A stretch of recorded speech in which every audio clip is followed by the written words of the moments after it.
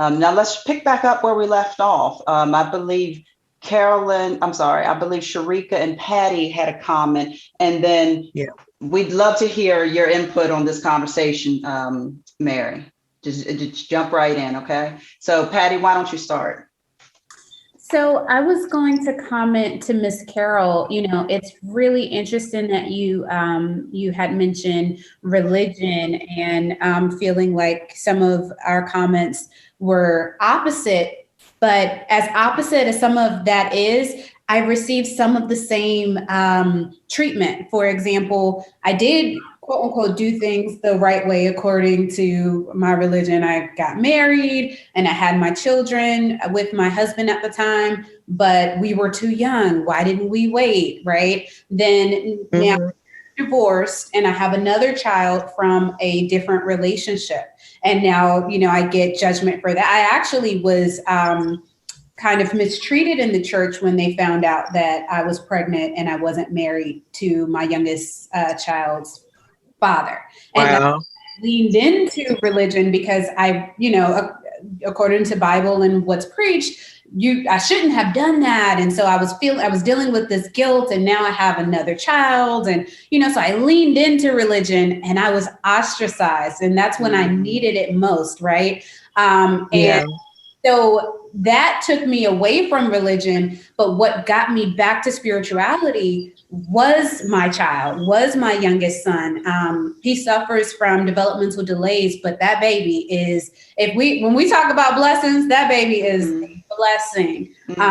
Every day, every little challenge that he goes through, he does it with a smile. And so although I didn't get the support, and although I didn't get the love that I thought I was going to get, family talked to me crazy during that pregnancy. I was so shocked at how vocal people are with their opinions on what you're doing with your life and your body and your household. People who don't, cash app you, don't ask if they can watch the They may not even be mothers. Right. Those are the ones with the best advice. The ones with no kids.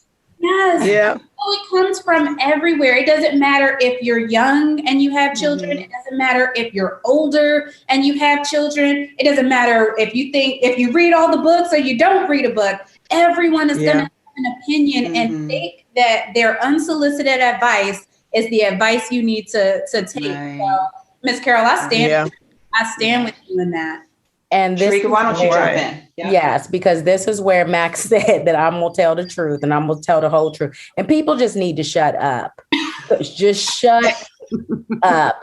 And I will tell y'all, I am literally at church. My father-in-law is a pastor. This is his office. I am sitting at church, but I read my own Bible, and my own Bible tell me not to be out here judging other people's journey. Right. Mind your business. Right. And if you are not coming in to help, just shut completely up.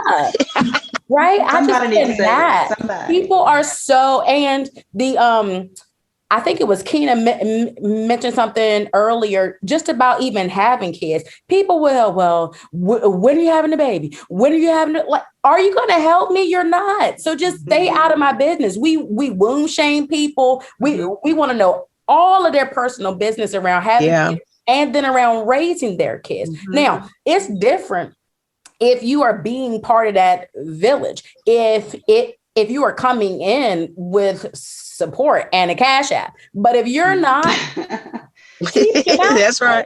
And the only other thing I will say is that it is Teacher Appreciation Week, and I was a teacher for a long time. And talk about a village.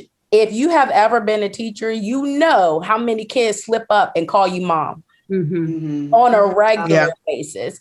And they don't think that you're their mom, and they're definitely not trying to replace their mom, but it really is that I love you and I know you're here for me. And you just look at it and be like, yes, I am, sweet darling. I am here for Got you. to be a good feeling. It's that nurturing.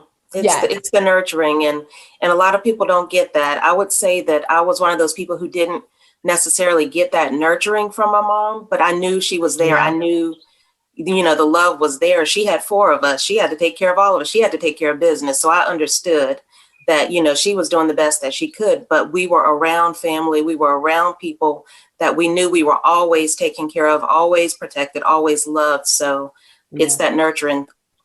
Yeah. And my mom was the same way, just working and working and working. I will say that, first of all, I have 7 children, 6 daughters and 1 son, ranging in age from 37 to 25. So we hit all the odd numbers there this year. Yeah, and six grandchildren. So I think a lot about motherhood, obviously, because I have 6 daughters and they're having children. And, the whole guilt thing that is just thrown at us is just such a paradox, because if motherhood, whether you give birth to your own children or you adopt or raise somebody else's kids, it's one of the most powerful, nurturing, giving, sacrificial identities and responsibilities. And yet we are constantly showered with questioning, guilt, criticism, gossip. And it just ruins what's meant to be powerful and to help affirm us and help us know our value. And so the self-talk that we have to do and the encouraging of one another is so important, which is why this show today for Mother's Day is so important. Every mother deserves a pat on the back and $1 million. Yeah. I'll take that. I'll take the latter before the pat on the back, honestly. Joyce, you want to piggyback on that? I mean, she said it perfectly. I mean, the one thing that popped out to my mind is, we always say, check on kids. Who's checking on the mothers? It's hard out here. It is seriously hard out here. And like you said, the most important thing that we can do, from, people that felt like they had it all together, they did everything perfectly for motherhood and they feel they live in the best life, to those that, no, I started way too early. I was a baby when I had my baby, or the person in between where I was grown. I should have been okay and released of, the criticism and the judgment when I'm old enough to make my own decisions, when I'm ready to start a family and and who with and so forth.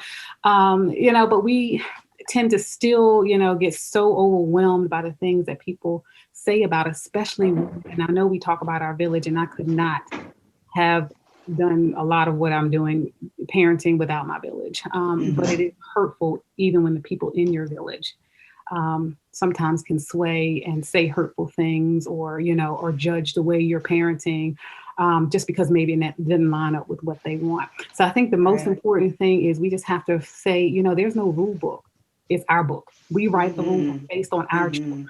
I think the thing is, though, where it all comes together and can be so beneficial to one another is that we have conversations like these, that we can give little things, that tidbits, little gems, little jewels that we can share with one another. Will it work for your child?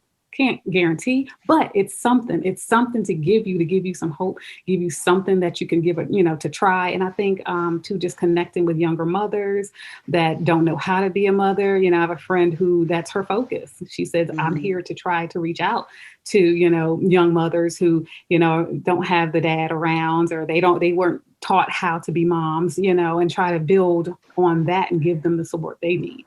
So, I just got to thank you, Max, because this is just great. And it's just good to talk about it. And so many things impact who we are as mothers, as women, Black women. And we do. You're exactly right. As far as, I believe it was Patricia said that, we carry so much as Black women anyway, so we have so much we're overcoming, but we cannot let go of the fact that we are good mothers. We are good at what we do. We may not get approval with everyone else, but as long as our kids, they're happy. That's where our approval comes from. Yeah. Amen. And you're tuned into In My Humble Opinions Mother's Day special. Great group of women I'm talking to here today.